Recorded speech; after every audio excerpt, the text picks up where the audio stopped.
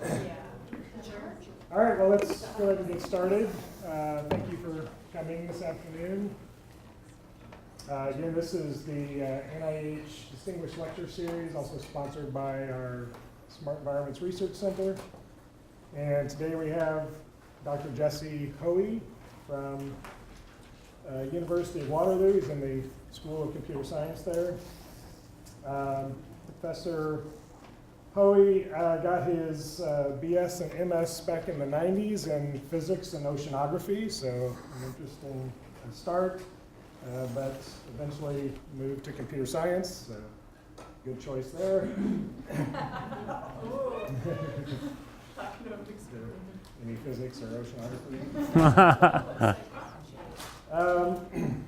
So after getting his PhD at University of British Columbia in 2004, he was a postdoc for 2 years at University of Toronto, and then was an assistant professor at University of Dundee in Scotland from 2006 to 2010. And then in 2010, he moved to University of Waterloo. Looking at his webpage, he had a lot of interesting distinctions on his webpage. The one I noted was on August 20th, 1970, he was the youngest person on the planet for 300 milliseconds. But at University of Waterloo, he has a number of distinguished positions. He is, I think it says up there, he leads the Computational Health and Informatics Lab. He's also an adjunct scientist at the Toronto Rehabilitation Institute in Toronto, and he co-leads the AI and robotics research. So please join me in welcoming Dr. Hoey. Okay. So thanks, Larry. Thanks for inviting me down here to Pullman. And yeah, everybody in the room was the youngest person on Earth for a very short period of time, right? You all realize that. And depending on what generation you were born in, some of us got to be the youngest person on Earth for much longer than others, right? So mine is about 300 milliseconds. Okay, so it's much harder to become the oldest person on Earth, though, right? So that's a much harder thing to do. All right. Okay, so I'm going to talk to you about work that I'm doing on building cognitive assistive technologies. So I've been working on this for about the last dozen years. And in particular, I'm going to talk to you today about emotional intelligence and how I believe this is a really fundamental piece of building artificial intelligence, but in this context, building assistive technologies. So I'm at the University of Waterloo, and I work closely with people at the University of Toronto, which is just down the road from Waterloo. Go Blue Jays. All right, so here's I've been building these cognitive assistive technologies. And the idea is to try to tackle this problem of the world population getting older. So this statistic up here shows that by the year 2050, there's going to be about triple the number of people with age-related dementias like Alzheimer's worldwide. And so Alzheimer's disease is a big challenge when people get older. It is a memory disorder, so it wipes out short-term memory. And then people with Alzheimer's disease have lots of difficulty performing basic tasks of everyday life, like washing their hands or getting dressed. And our objective is to try to build pieces of technology that can help a person with an age-related dementia like Alzheimer's disease to be able to get through some of these basic tasks. So normally what they would need is a human to help them, who stands in and sort of reminds them what to do next. And in this case, can we build a piece of technology that would relieve some of this burden on the human caregiver? And this statistic down here is maybe more interesting in this regard. It shows the hours of informal care provided for people with dementia. This is in Canada, so the United States, I'm sure, has a very similar statistic. So informal care is somebody living at home with an elderly person that has Alzheimer's disease. And this is usually, a daughter, a son, or a spouse. And this is showing that we're expecting this number to triple in the next 30 years or so. So this, the population getting older is creating all these, people with Alzheimer's disease, and then creating this huge burden on the healthy people that are there to try to take care of them. Okay, so really these informal caregivers is one of the big focuses of our current work, and they're a very interesting group in a way because they know a lot about the problems that we're dealing with. Okay, so can we develop technologies that's going to release some of the burden that's placed on these informal caregivers and allow them to live out the rest of their lives or live out their young lives or be professionals or whatever they're doing, and at the same time be supportive of a family member with dementia. So this is just a little sample. Here is a system to help a person wash their hands. So I'm going to give you a lot more detail on that system in particular in this talk. Here's a system that helped people do visual artwork to make tea and recipes for wayfinding while outside. And I've also worked on other types of cognitive disabilities like those arising from stroke and Down syndrome and autism spectrum disorder. Okay, so let's think a little bit about what's involved. We want to build a piece of technology that's going to help a person with a cognitive impairment, so that, like, for example, a short-term memory disorder, and we want to help them get through a particular task. Okay? But this particular task might be quite individual. It's taking place in this person's own home. Maybe this elderly gentleman here, he's trying to make a cup of tea. He can't remember where the tea is. It's up in this cupboard. His daughter lives with him, experiences this every day. She's got to remind him where the tea is every single time he wants to make a cup of tea. But if he could just remember this, he'd be able to do it on his own. So let's think about what's involved in building something like this. Well, there's three major components. First, these systems have to be functional, right? They have to be able to sense what's going on in the world. They have to know that the guy's in there. They have to know that he hasn't found the tea yet, so the cupboard hasn't been opened. They have to make decisions about what to do. Should I give this guy some assistance right now? Should I tell him where the tea is? And then they have to actually do that in the world. So they have to, play a prompt over a set of speakers, say the tea's in the cupboard or shine a light or something like that. The second major component is one of customizability. When we talk to people about who would eventually use these systems, they say time and again, these things have got to be customizable. They've got to be things that we can change to suit this particular individual in this particular environment. They need to be adaptive, so people change over time, and especially with something like Alzheimer's disease that's progressive, it gets worse and worse. And so what we want to do is really use this other person in the picture, this informal caregiver. This person has a lot of implicit knowledge about what their, in this case her father, is trying to do and where he's having trouble. So can we elicit this knowledge from this person who knows it and somehow get it to be a piece of technology or turn it into a piece of technology that helps the person with Alzheimer's disease? So really an aspect of collaborative work between the system and the informal caregiver and the person that's in need of assistance. All right, the third major component is one of alignment. So at the end of this whole process, what we're going to want to do is remind this gentleman where the tea is. We're going to have to do this somehow, and we're going to have to do it right. If we don't do it right from an emotional or affective perspective, then people are not going to pay attention to it. They're going to have negative reactions to it, maybe even. They're definitely not going to enjoy this process of having a piece of technology prompt them, and they're going to probably throw it out. Has a lot to do with culture as well. This will be different for different cultures. Okay, so I'm going to talk a lot about this alignment piece today, and I'm going to do it in the context of this hand washing system. All right, so the Coach hand washing system is a device that tracks a person through hand washing and provides cues when necessary. Okay, so this is a passive system, and it uses a camera. This is an old picture, so this doesn't look like this anymore, but it uses a camera that sits above the sink and watches the person's hands move around. And then it uses some artificial intelligence programs in the background that try to infer where this person is. Have they gotten soap on their hands yet or not? Have they got the water on or not? What have they done so far? And then if they stop making progress and they get stuck, then it plays a prompt over a set of speakers or with a video display giving them a demonstration of what to do next. All right, so here's a basic diagram. Shows roughly how it works. We have a camera, delivers some video. We have some computer vision algorithms that track the person's hands as they move around in the environment.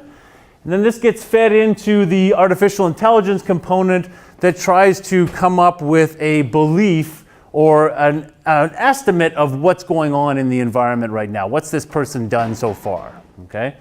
This belief is then fed into a policy which spits out an action. So, we should do this right now. And this action could be to do nothing. Okay? And then that finally gets fed back to this person in the form of an audio or video prompt or maybe something else. The other thing these systems need to be able to do is call for a human to come in and help if they realize that they can't, the system can't help the person anymore. Right?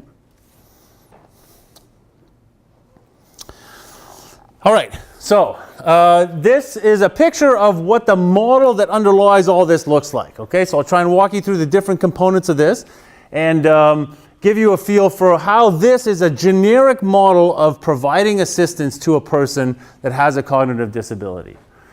So let's think a little bit about what's involved. First of all, we have to model the environment. What's going on in the environment? Is the water running yet or not? Is there soap on the hands or not? Okay. And this environment is something that's evolving over time. So we have a model that models that temporal evolution of the environment. So if the person lifts the tap up, then there's going to be water running.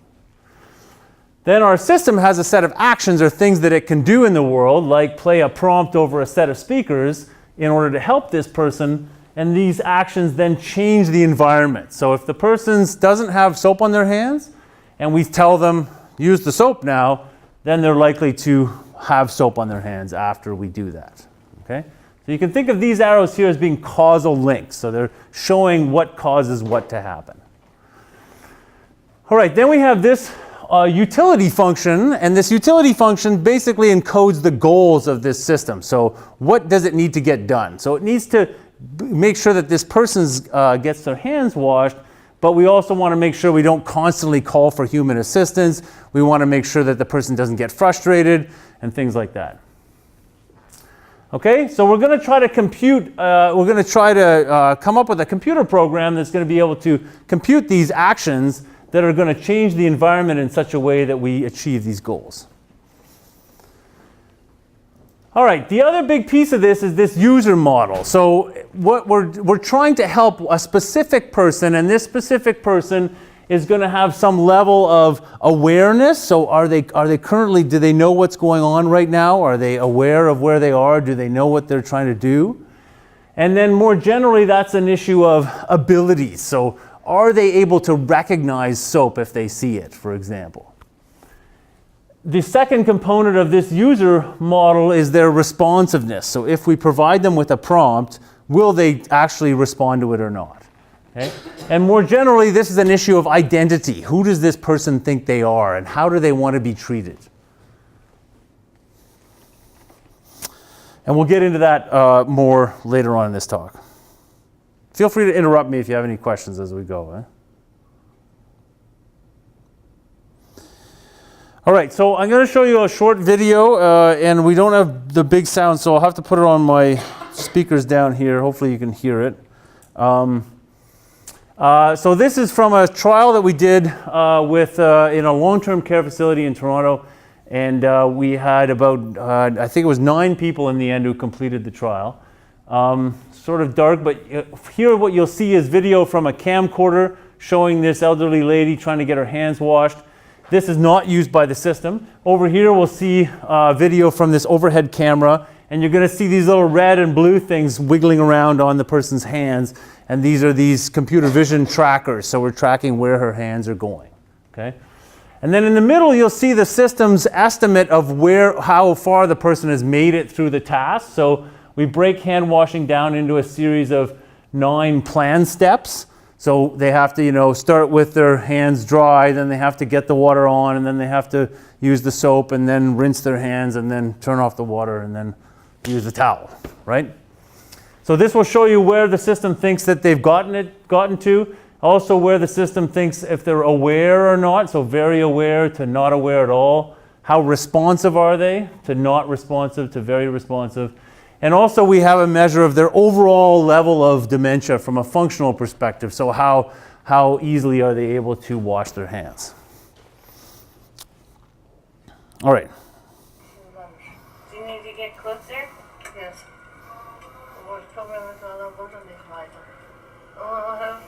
There you go.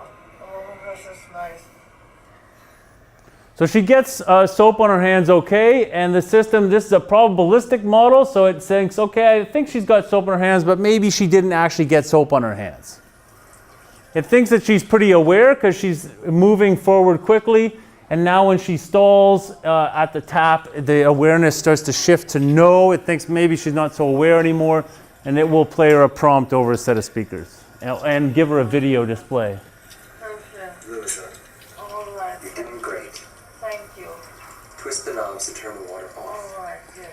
Good. So the prompt says, Louisa, you're doing great. Twist the knobs to turn the water off. And here she pauses for a little bit over the tap, and she fiddles with it. And you'll see that that's going to lead to an error on the system's part. You're doing great. Thank you. Twist the knobs to turn the water off. Indeed, yes.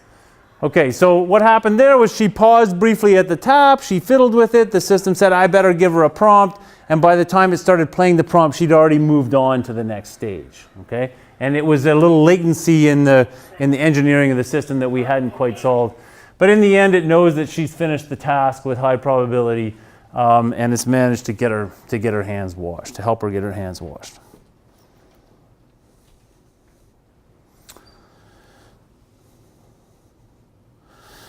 Okay, so what we did with this particular system is we ran an 8-week trial with a small number of people. So it was 9, I believe, in the end. And they would wash each participant would wash their hands once a day, and for 8 weeks. And for the first 2 weeks, they were helped by a human. For the next 2 weeks, by the computer system, and then by a human, and then by the computer system again.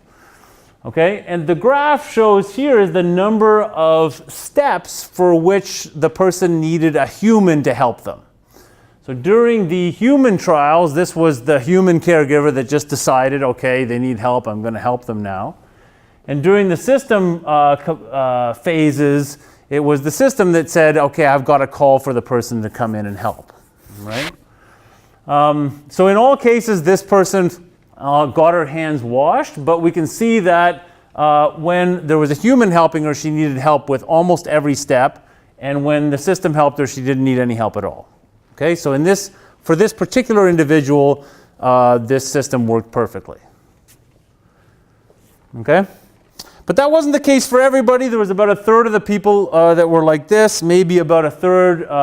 This is across multiple trials that we've done with similar systems. A third of the people, or something like this, where it's not quite so clear that it's working very well. You still see this is needing a lot of assistance from a human. Maybe there's something going on down here, but again, it's a small sample. So that's maybe a third. It works not so great, and then a third of the people it doesn't work at all. Okay, and it doesn't. The reason it's not working is not a problem with the functional aspects of the system. Okay, that basically is able to track their hands, it's able to recognize what they're doing, and it's able to give them assistance at the right time. Okay, the problem comes, especially with this third that doesn't work at all, is at the moment of delivery of the prompt, it's done in slightly the wrong way. And it's done in the wrong way on an emotional level that causes distress or causes non-responsiveness. So I'll give you an example. In one of the trials that we did, we had a gentleman who would come in, and he would get brought up to the sink, and he would start washing his hands, and then this voice would come over the set of speakers, say, try using the soap now, right? And it was a male voice, and it was sort of a little bit imperative. It wasn't nasty, but it was kind of, use the soap now. And this gentleman would get very upset, and he would start to get up and start trying to punch the screen, and so then he was taken away. They tried him again the second day, again, same problem. He got very, very upset. And so then later on, we talked to the caregivers and found out that this gentleman, his memory was erased back to the wartime. And he thought he was living in a war camp, right? And when this voice came over a set of speakers, he thought it was like a call to arms, right? This is somebody calling me to go and fight, and it would make him very upset.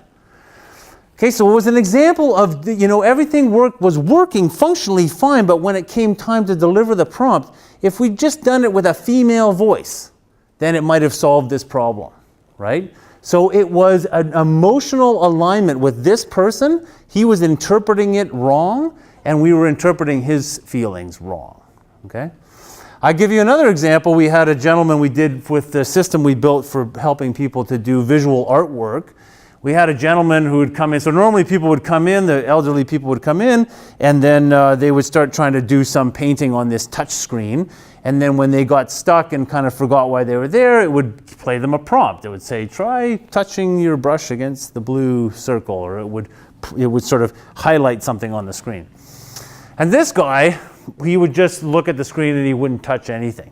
But he carried on this monologue about how he was the head of an important company. And he had 30 people working for him, right? And how he would tell people that he would get somebody to do this kind of job, right? If it was, and so there was another case where this guy his mind was in a place that he was not congruent with what we were seeing. He was an elderly gentleman in a long-term care facility. No, in his mind, he was the boss of a company, right? If we treated him deferentially, if the system had been able to treat him in the right way, he may have responded much better and been able to actually interact with this system, right? So all these sort of thoughts have led us to this idea that we need to really go beyond the functional abilities of these systems and start thinking about emotional aspects of this interaction. So who does this person really believe that they are? And how are they feeling about themselves, about the caregiver, about this voice that's coming over the set of speakers, about hand washing in general? And then how was our prompting system going to affect them emotionally, right? What are their emotional reactions to this going to be?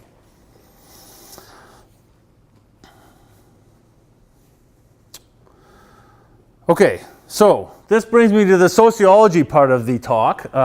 So I've gotten very interested in sociological theory of human action. And I ran into this a while ago, I guess it's about 4 years ago now. We had a thing at the University of Waterloo. We try to have it every year, and it's called Ignorance Day. And what you're supposed to do is you're supposed to go and talk about something. They get professors to show up and talk about something that they don't know anything about, right? And so I went and gave a talk at Ignorance Day, and I was talking not about assistive technology, but I was talking about how I always had this uncanny feeling that sometimes people would know what I was thinking, right? Or when if I come home, I kind of have this gut feeling I know that my wife's in a bad mood. And I don't know why I have that feeling, but I'm usually right. And so I gave this talk, and so I had this theory about that it was extrasensory perception, right? And of course, this is not anything you can talk about in anything other than Ignorance Day. But in Ignorance Day, you can stand up, and so I presented this wacky theory about extrasensory perception. And then this guy came up to me after my lecture, and he said, "I know how to solve your problem." And he was a German guy. That's why he talked like that. And he pointed me to this book by this sociologist, and the sociologist's name is David Heise, and he's a professor emeritus now at the University of Indiana. And this book describes a theory called affect control theory. Okay, and this theory is makes amazing predictions about what humans do across a wide range of particularly social situations. Okay, and what I've been doing is working extensively on this theory for the last 3 years with a big group of sociologists, and now trying to apply it in this assistive technology domain. So I'm going to try and give you a feel for the theory and then how we're making this application to these cognitive assistive technologies. So in a nutshell, the theory says that we all carry around a fundamental feeling about who we are. And this fundamental feeling is an emotional feeling, okay? It's an emotional state that we feel about ourselves. And then when things happen in the world, like we get prompted by a funny robotic-looking dude, it creates what's called a transient impression of ourself. And this transient impression may not be similar to the fundamental sentiment. It may be quite different.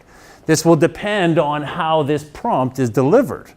Okay? If it's delivered, if I'm the boss of a company and it's delivered in an imperative way, do this, then I'm going to feel very offended, right? This is not treating me properly. My transient impressions will be very different than my fundamentals, and I'll be in a state of high deflection, as it's called in affect control theory. Okay? So this gives us this idea that maybe we can design these prompts that we give to the person so that these transient impressions are close to their fundamental sentiments. They feel good, we're treating them how they want to be treated, and they will not feel this feeling of awkwardness or deflection.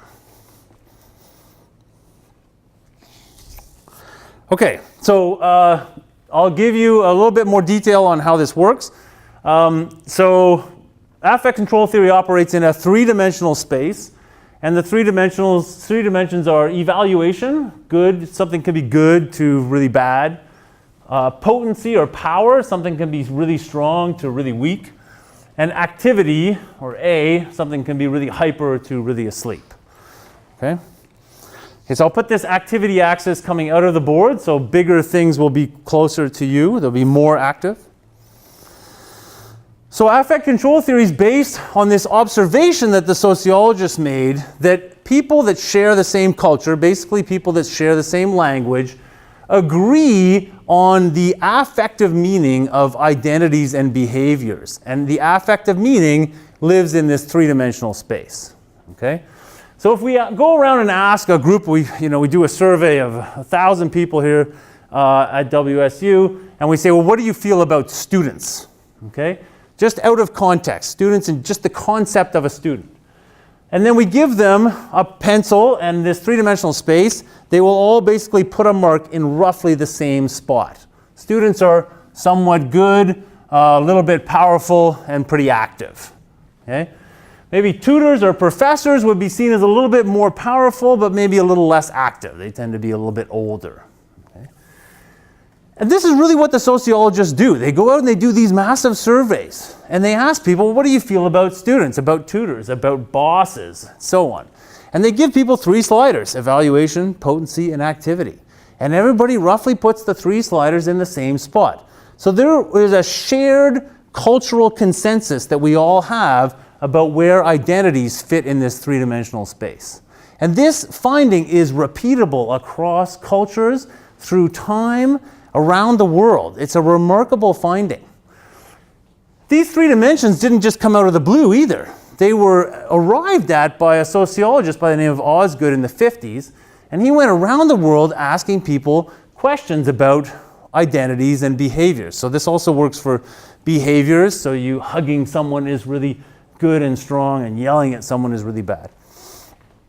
So he went around the world and asked people questions, and he gave them huge numbers of sliders to rate concepts on all sorts of different adjectives like masculine versus feminine or noisy versus quiet and so on. And then he did all these factor analyses and found again and again for all different cultures, these same 3 dimensions would explain about 80% of the variance of all this data. Okay? So somehow these 3 dimensions are fundamental to the way that humans interpret the world. And more importantly, the way that we share this common knowledge about where these different concepts sit in this affective space. So this is a truly remarkable finding because it's so implicit, it's so easy to miss because it's so easy for us to see in a way. Okay, so affect control theory describes events in the world with a simple grammar of an actor behaving on an object. Okay, so the object is usually another person. So this is like the professor yells at the student. Okay, that's an event. We have shared fundamental sentiments about each of these 3 things. Okay, so we have 3-dimensional sentiment about actor, 3-dimensional sentiment about behavior, 3-dimensional sentiment about object. And this is out of context, so this is the way we feel about students just all, in some abstract space, the way we feel about yelling, the way we feel about professors. When we see an event in the world, the professor yells at the student, it creates a transient impression, okay? And we can predict what that transient impression is going to be by, again, asking people. And this is what the sociologists do. How do you feel when you see a professor yelling at a student? What do you think about the professor? What do you think about the student? And then they do a regression with a set of nonlinear features, and they come up with a prediction equation that's able to predict the transients from the fundamentals. The deflection is then the Euclidean distance between these two vectors, okay? Fundamentals and transients. The affect control principle says that actors work to experience transient impressions that are consistent with their fundamental sentiments. And that's the whole statement of the theory. It's very, very simple. It's very parsimonious, and it's implementable. We can operationalize this. It has a mathematical formulation. And it is remarkably good at predicting what people will do. People basically try to achieve some measure of consistency in their interpretation of events in the world. Okay? And it's an affective consistency. It's very simple. It's very fast to compute. People are able to do it all the time, and it's what guides human beings in their everyday interactions. Okay, emotions then are interpreted as the vector difference between fundamentals and transients. So we feel and express emotions when the fundamentals about ourselves and our transients are different. So if you start treating, I'm a professor, I'm important, I'm powerful, if you start treating me like a menial servant, then I will feel very weak, not as powerful. And that difference can be interpreted as one of anger. This will make me angry. And I may want to express that anger to you in order to tell you, you're not treating me the way that I think I should be treated. And here is the vector difference between the way you're treating me and the way I want to be treated. You can then interpret it by reverse engineering that vector, and that helps you to figure out who I really am. Okay? Okay, so here's a little example more in line with the cognitive assistive technologies. So a nurse is seen as quite good, a little bit powerful, and not very active, whereas a patient is not as good, much less powerful, and much less active. Okay? This is real data from, this is taken from some study they did at the University of Indiana. So it's the University of Indiana undergraduates in 2004. Okay? Ignoring someone is seen as quite negative, quite powerless, and quite inactive. Then if we compute the transient for what would you feel about a nurse ignoring a patient? This would create a very high deflection. This is very unusual. This is not something you'd expect nurses to be doing. Okay? It's inconsistent. Has a high deflection. Comforting someone, on the other hand, is very nice, very powerful, and not very active. And a nurse comforting a patient has a deflection which is very small. So then you can use the theory to say, what would a nurse do to a patient? Would a nurse comfort them or ignore them? Well, according to this, it would be more likely to see a nurse comforting a patient. This would generate a more consistent transient impression with the fundamentals that we have about these identities. Okay, so here's a little hand washing system. And we have an assistant and an elder. And they have fundamental sentiments about their own identities, which are shown in dark blue here. So importantly, remember, these are shared. So the assistant thinks that he's here, and the elder thinks that he's here. And the elder thinks that he's here, and he thinks the assistant's here. They share their interpretations of each other. Okay? So we can ask the question, well, what would the assistant do in a situation like this? And we can compute that they would do something like confer with. So are you okay? And this would create transient impressions shown in light blue, which are not very far from the fundamental sentiments, and the deflection would be very low. We can compute their emotions that they would be feeling. Everybody's feeling good. Everything's going well. What would an elder do in response? Well, maybe soothe. So I'm okay, it's fine, everything's going well. And you can see the emotions, deflection is still quite low. Transients and fundamentals are still very well aligned. Now if we make our computer assistant do something really kind of not quite so nice, like boss around, okay? Hurry up, I don't have all day. Now he feels irate and the elder feels nervous. The elder seems much less powerful than we'd normally think of an elder, right? They're getting bossed around, and the assistant seems much more negative. Who's this horrible assistant that's bossing around this old person? The deflection is very high. Everybody feels awkward and doesn't want to be in this situation. Okay? What would the elder do to compensate, to try to get back, to try to deal with this? He would do something like apologize. Okay? And I'm not making this up. This is a simulation with this mathematical model. Oh, I'm sorry. He would feel anxious. He would go a little ways towards restoring his feelings of potency, but the assistant still seems kind of negative, right? Because he hasn't done anything. The jury's still out on this weirdo. He might still be, not very nice. But if the assistant replies appropriately, then things will get back to normal. The deflection causing action can come from the other direction too. So the elder might curse at the system, right? And now the system would feel remorseful and the elder would feel furious. And here the situation is reversed. The elder now seems like, who is this grumpy old and this nasty old man yelling at this nice assistant?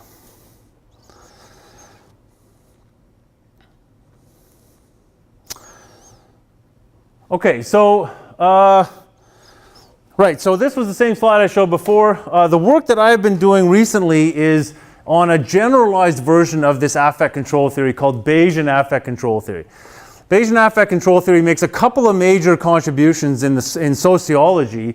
The first one is to start treating identities and behaviors not as points in this three-dimensional space, but as probability distributions. So this is a major step because this is really what you see when you go out and measure. You ask people, what do you feel about students? Of course, everybody doesn't put the dot at exactly the same spot. There's a spread, and then for some concepts, the spread is bigger, and for some, it's smaller, right? And the ones where they have a bigger spread are concepts that there's less cultural consensus about. Maybe new identities that have just emerged, or deviant identities that have different ratings from different subgroups of society. So modeling them as a probability distribution now allows identities to be multimodal, to have very dispersed or very peaked identities, for example. So we put in external goals and planning. So obviously our hand washing system doesn't just want to get along with the person. It wants to actually get their hands washed, and they may not want to get their hands washed, right? And so there's this idea that it has to know about what it's actually trying to achieve.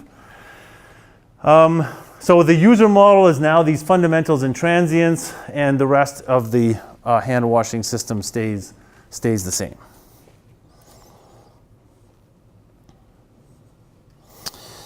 Okay, so we basically are now kind of putting in a new component to this hand washing system, and what it does is it calculates a value of EP and A for each performance that the person puts on. So this could be based on what the person is saying. So we saw in that video the lady was saying a few things like I'm okay, or everything's good, or things like that. It may also be based on how they're moving, their nonverbal displays. Okay, so are they, activity we could potentially measure because they're moving around a lot. Maybe potency, people that are more powerful have more open body postures, and people that feel weak are closed and shut down. So we're gonna put this into it, then we're gonna have beliefs about these fundamentals and transients. So these are probability distributions in this three-dimensional space. And then our policy is gonna come up with an action, but also an affective delivery. Okay, so not only are we gonna say use the soap, but we're going to say use the soap in a number of different ways. Maybe very imperative, use the soap now. Or maybe very suggestive, just why don't you try using some soap now? Okay, so we've been working with a group at the University of Colorado who are designing this virtual human that's designed specifically to help people with cognitive disabilities, not only Alzheimer's disease, but a number of different things. In particular, they're really interested in children with autism spectrum disorder because people with ASD have lots of difficulty interpreting emotional signals, right? And so the idea is to build a very high fidelity virtual assistant that's going to help with these kinds of things. Okay, so I was going to show you it looks much better on I'll see if I can get it to come up here. So this is an online thing in WebGL, but it's got this funny little... Okay, I'll see if I can get her to do something with a funny expression here. Hello. Oh, I am so glad to have you here. sorry. Please turn on the water. For some reason I can't do both. Here, let's try that again. Okay. Hello. I am so glad to have you here. Please turn on the water. Okay, then I can get her to do it with a fearful expression on her face. Please turn the water on. Or even an angry one. I want you to turn the water on. Okay, so obviously these are kind of extreme versions of what we're eventually going to do. But the idea is that if you want to see it, it's hard to see on this screen, but if you come and look at it on the retina display, it's really amazing what they have. You can see the skin moving on her cheeks and everything. It's really high definition. And so we think that we can generate very subtle differences in prompting using this face, right? So what I just showed you are kind of extreme examples, but we may be able to get things that are very subtle and that may make a big difference, right? Based on how this virtual human acts. And so the idea is that she'll be sitting there above the sink and just kind of like, see how she's kind of, she doesn't blink enough, I don't think. That's what I find kind of uncanny about her. She doesn't blink enough, yeah. I was actually going to ask you if this group or if your group does any work with the uncanny valley affecting robotics and how that would affect this affective control theory. Yeah, okay, so that's a really good question. So the uncanny valley is this place where you get to when the character becomes so lifelike that it's really close, but it's not quite there, and you feel kind of ill in your stomach. And so that's a really good question because of the fact that, in a sense, we want to make sure that they interpret the thing that they're seeing not as a human, right? So you almost don't want it to look ultra realistic. You want it to look like a cartoon character or something like that, unless you can really nail it, right? So I think it will make a huge difference for sure. And I don't think these ones look realistic enough they don't put me into the uncanny valley, but you're right, they may put other people. They put you into the uncanny valley? Do you feel kind of... I was just thinking for someone with cognitive impairment, I have no idea if the uncanny valley is like different for them. Yeah. I'll talk more about the study in a second, and I can discuss a little bit about where we're going. So yeah.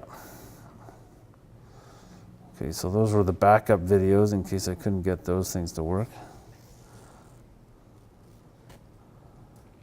Okay. So how is this going to fit in? Well, essentially we're going to say something along the way it is now. We say that if this is the sort of control loop in a sense, or the description of how the world works in this assistive technology domain with this emotional reasoning.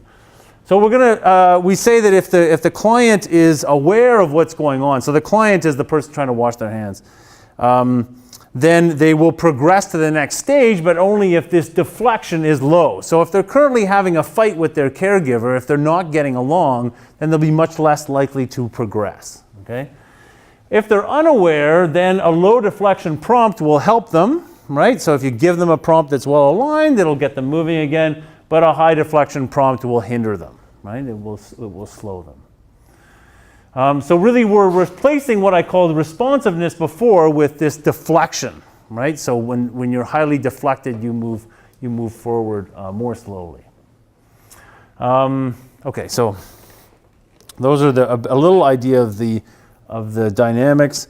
And so some of the major questions that we're looking at is we want to try to understand this issue of affective identities and Alzheimer's disease in particular. Okay, so an identity in this affective space might be kind of clear for people without a cognitive impairment. So I'm, right now enacting a sort of professor identity, right? And you're all enacting student or colleague identities. And we sort of have, each of us, a number of different identities that we enact during the day at different times in different settings. So I'm professor here, but I'm buddy when I go out with my friends, and then I'm a husband, and I'm a father, and I have all these different things that I can do. But in Alzheimer's disease, the case is not so clear. So I told you a couple of stories earlier about people who were, their memories were sometime in the past, and it's really not clear where they are right now. And it can change drastically based on their mood, okay? So depression, for example, often comes hand in hand with Alzheimer's disease, and depression can change people's sense of self drastically. People feel much more negative about themselves when they're depressed. So the few studies that I've seen of trying to investigate identity in Alzheimer's disease have really focused on this idea of identities becoming much more fuzzy, less well defined. People may have many more identities. So we want to try to understand this question. Also how much they change over time, and can we track or track these changing or different identities? And then, do these affective prompts make a difference? Can we tune the prompts in a way that's going to actually make the system more effective? And in general then, is this idea of modeling emotions, is this going to bring us to more acceptable and really more effective technologies for assistance? Right, so I started into this stuff about Bayesian affect control theory. So after the ignorance day experience, so I met this colleague, Tobias Schroeder, he's the German guy, and we started work together on this, and we started working on this probabilistic generalization of affect control theory. And this has been just a remarkable experience for me, because I've now gotten exposed to, I used to think the computer science literature was huge, but then the sociology literature is like the Titanic next to the little dinghy of computer science. So it's been a real challenge to try to get my mind around all this stuff, having never even studied this in school. But we've had quite a bit of success. So a lot of these are artificial intelligence papers, and we just got a paper accepted in the big AI journal, and then we have a paper under review, which is getting lots of positive signals from the editors for the American Sociological Review. So here I go. Larry mentioned that I'd done a stint in oceanography and in physics, and now I'm becoming a sociologist. That's my next dream. I don't want to be a computer scientist anymore. Okay, so the study that we're going to do that's just starting now, so I got some very generous grants from a number of different institutions, one of them the American Alzheimer's Association, to pursue this work specifically in looking at this idea of affective identities in Alzheimer's disease, and whether we can use that to develop better cognitive assistive technologies. So the idea behind the study is to start with a lot of observational work. So that's what we're doing right now. We're going to sit down and interview people with Alzheimer's disease, their caregivers, various other stakeholders, and try to understand this issue of identity in Alzheimer's disease. We're going to gather a lot of video. We're going to videotape people washing their hands, and then ask raters to rate the emotional aspects of these videos. And then this will all get tied into some learning of this affect control theory assistive technology model. And then simultaneously, we're developing these sets of prompts. So we've got, the lady I showed you before. We've worked with a couple of toolkits, and then I also work with this group of designers in Germany who are interested in more non-representational prompts, so like just lights or traces of light or something like that. So we develop some prompts, and then we go through a survey. So we go out like the sociologists do and ask people. We show people that lady giving the prompts, and we ask them how they feel about it. And this all ties into a prototype coach system, our next prototype, and we go to a set of user trials, which is going to take place in this set of long-term care facilities that are around the University of Waterloo, funded by the Schlegel family, and they have a research institute for aging as well, which unifies all the long-term care facilities with the university, and under the framework of doing research in order to help people that are growing old. This affect control theory stuff goes far beyond just developing assistive technologies. In fact, these two books talk a lot about very, very similar ideas from extremely different perspectives. So this first book here is by Daniel Kahneman. He's a behavioral economist, and he talks at length about these two modes that people have, these two ways of thinking, fast thinking and slow thinking. And fast thinking is basically what people use to get along in everyday life. It's what you do because you say, well, I'm this person here, I'm a professor, you're a student, I'll just behave like a professor and you behave like a student. End of story, right? It's very simple, it's very fast, and we believe it encodes solutions to social dilemmas. So it's an implicit encoding of a social order in all of us that we share. And this social order allows us to enact behaviors that encode solutions to normal, everyday social dilemmas. It allows us to cooperate and achieve more as a group than as an individual. If we are forced to, or if we are manipulative, evil, then we may want to go further and start thinking about ways of manipulating other people emotionally. If I want you to do something, and you won't normally do it because I'm a professor, maybe if I shift my identity and make you believe I'm somebody I'm not, alter casting, then you will respond by shifting your identity, right? Because that's what you do. So that's an emotional manipulation. Salespeople are great at it. That's their job, right? You walk into the car dealership thinking of yourself as a Toyota guy, and you walk out driving a BMW. How did that happen, right? Somehow the guy convinced you that you were that person that you always thought you were, but you never had the guts to really live it. So the behavioral economists say this is how people make economic decisions using fast thinking. And that's why you see these weird non-rational behaviors. People just say, yes, I'll go for it. Well, I like that guy. I'm going to give him some money for start his company, right? It's a very, very interesting connection. This book here is about, from the sort of neurophysiological point of view, about what happens, where these things are in the brain and how we have this fast pathway in the brain that encodes. There's still cognitive appraisals about things like identities, but they are very quick and they are very on an emotional level. And then this secondary level of things that's going on in the cortex. So I've been looking at a number of different applications. So in intelligent tutoring, sentiment analysis, social networks and network game theory, urban planning for smart cities, and more generally in this emerging field of computational social science. So a lot of people are now coming to the realization that with the compute power we have, we can actually run simulations of whole societies, right? For the first time in history. We can actually do a simulation and find out what happens. We can create a bunch of these bots based on this affect control theory, a bunch of little simulated agents, and we can get them to interact together, and we can model societies potentially. Okay, I'll show you the autonomous cars as well. So this is another great application area. So apparently the Google cars, one of the big problems that they have is that they have a lot of trouble when they get to busy intersections. And the reason is that they can't display enough aggression to get through the intersection.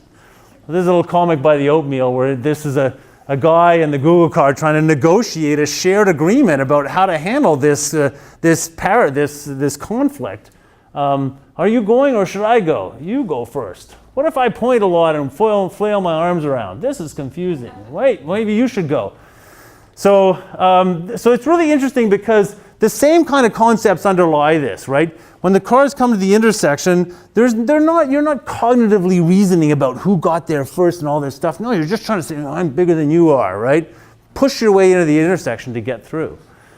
So this quote by Don Norman says they have to learn to be aggressive in the right amount, and the right amount depends on the culture. So here's this cultural aspect coming through again. We really think it can be a major player in the artificial intelligence of the future. And so I've tried to show you here that it could be very important for these assistive technologies. So I've worked with a lot of people on this stuff and received very generous support from a number of different sources. And shameless plug for the conference that I'm running in Cancun in May. So if you do any work in healthcare and computer science, pervasive healthcare, then consider submitting a paper and come to Mexico. There will be a dress code for the conference. Okay, that's all I have. Thanks.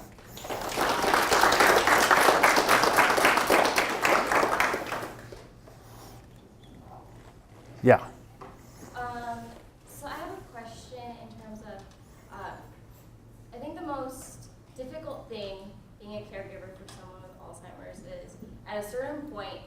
don't want to do anything Mm-hmm. today. And something my grandma would do is she'd just say okay to everything I did and refuse to do any action, no matter what, like how we changed our behavior Mm-hmm. or how we would give her incentives. And it would be just something, it was her trying to tell us, like, just get off my back, you know, like, I don't want to do this. Right. Do you think by increasing what you're calling alignment, so emotional feedback to the person, that would be able to kind of override this individual who really doesn't want to do anything Right. anymore? Okay, but could I mean, is it possible that so sometimes it's the case the person doesn't, you know, you're a very particular person in your parents' life, right? Your daughter, and she knows that, and that or right there could play a big role. So what if it was, you know, George Clooney prompting her, or I don't know who your mom's favorite male, you know, sex symbol is, but what, you know, would that make a difference? Maybe she'd be much more willing to do what George tells her to do than what you tell her to do, right? Is that possible? I think it's quite possible. She really did like I Love Lucy. But I guess in my head, that's not emotion anymore. That's the person who's speaking to you. Yeah, but she has a very different emotional response to George or to whoever was Desi Arnaz than to Lucille Ball than to you, right? So I don't know the answer. I don't know whether it will work or not, but it certainly would seem to be to elicit a very different response, or potentially elicit a very different response. Whether we'd be able to get over that sort of blockage is we don't know, right? But building on that question and your answer, is it possible on this three-dimensional scale to model relationships between people, because that will have an impact on persuasiveness?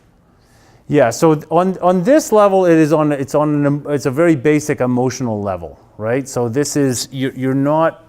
This will not model the fact that, you know, you did this bad thing when you were a young girl and she didn't forgive you for years or something like that, right? I mean, there's all sorts of other baggage that's involved on a cognitive level, and that it may be just as important or more important, right?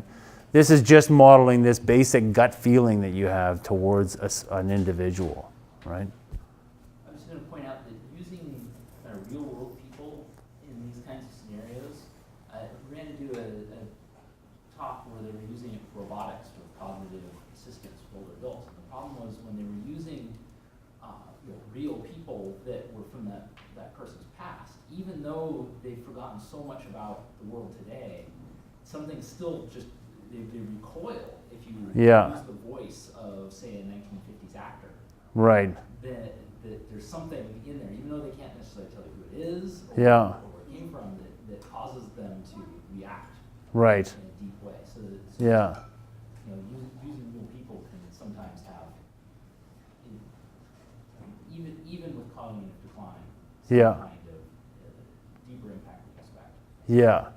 Yeah, so like that paper that I passed to you this morning on there's just a very recent paper on neurodegeneration and aging, and they say in there that these issues of identity are really preserved through cognitive decline. So you preserve that emotional reaction to seeing a particular actor or hearing a particular person that you know. That seems to stay somewhat intact. So. Another study says that it's really more about values, that even through advanced stages of Alzheimer's and dementia and so forth are somewhat preserved, more fundamental moral values than episodic or other cognitive functions, including, right. I forgot the source, but there was a recent popular version of this. Yeah. I mean, it is quite playing to that, and I don't mean in a manipulative sense. Right. Of finding a way of fundamental value system of a person that presumably stays well preserved even after many other cognitive functions are gone. Right. Yeah. Questions about the choices, like, and maybe you answer all this on one package. Why select a sociologist as opposed to making a decision about maybe other social scientists she could have collaborated with, Yeah. and why select a particular metric that you used about affect as opposed to other ways of identifying a person, because there's lots of other theories about personality. Yeah. Particular reason just to select those things, or it was just you met the right time? Yeah, I guess maybe the primary reason is that affect control theory is operationalized already. So operationalized meaning that it comes with a computer program. And you can do simulations using the computer program, right? So everything is mathematically well defined. The data comes from these massive surveys that they've done of individuals. And so they have these averages of how do people feel about these identities, right? Behaviors. How do transient impressions evolve over time? And so you can do simulations using this computer program. So I guess the sense that it had a mathematical formulation, as a computer scientist, that's obviously really attractive because a lot of other, I think it's the only sociological theory that I've seen, or one of the very few, that has that, it's operationalized. So that's, I guess, one reason. The other reason is that a lot of work since the sort of 1990s, there's been a fair bit of work in trying to bring emotional reasoning into artificial intelligence. And it's now dubbed affective computing, right? And affective computing basically uses psychological theories, right? So the theories that come out of psychology, so appraisal theories of emotions, for example. And they've been at it for 25 years and basically gotten not very far, right? And I think the reason is that those theories are wrong. It's that simple. And if you read this theory from the sociology world, it is remarkable what it can explain that you see all these theories in psychology struggling to explain. And it does so in this really simple, very parsimonious, and really sort of well-grounded and operationalized theory. There's so much to love about this theory, right, that it's hard to put it down. The more I work on it, the more things I find it being able to solve, right? So, I don't know. Does that answer your question? There's probably all sorts of other ways of doing it. It would be great to have more people involved in taking other theories from psychology or sociology and trying to apply it to the same domain, right? So, it'll be an interesting 10 years to come, though. Yeah. Just a quick question, more on the technological side, kind of. I watched your video like a while ago. Okay. The scalpel part is. Yeah. He's the guy Yeah. who works with you guys, right? Yeah. I'm impressed with his work. Great stuff.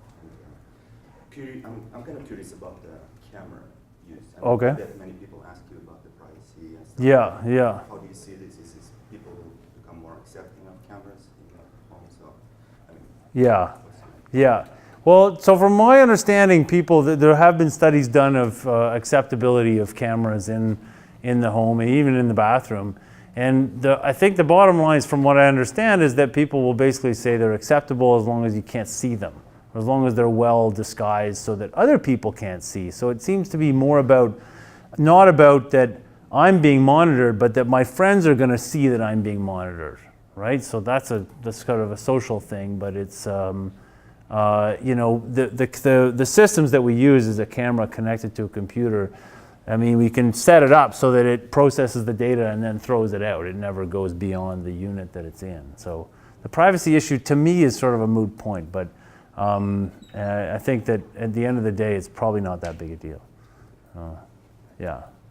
Isn't there like a worry that since this is for people with like dementia, Alzheimer's, that they're going to wake up one morning forgetting that there is like this virtual human in their house and kind of freak out because they didn't grow up with the technology as advanced as that? Right. And there's just like this animated person talking to them and like kind of giving them demands. Yeah, so that is the kind of question we want to find the answer to, exactly. I mean, the way you formulated the question, they're going to wake up one morning. Well, so the people that we work with, they wake up every morning. They can't remember anything that happened in the last, some of these more severe ones, it's anything that happened in the last 20 years, right? But for the more mildly demented people, they definitely can't remember what happened the day before.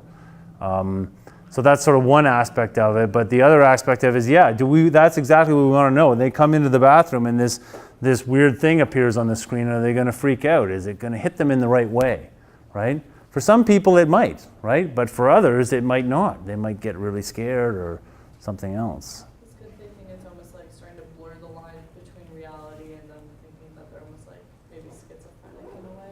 Right, right.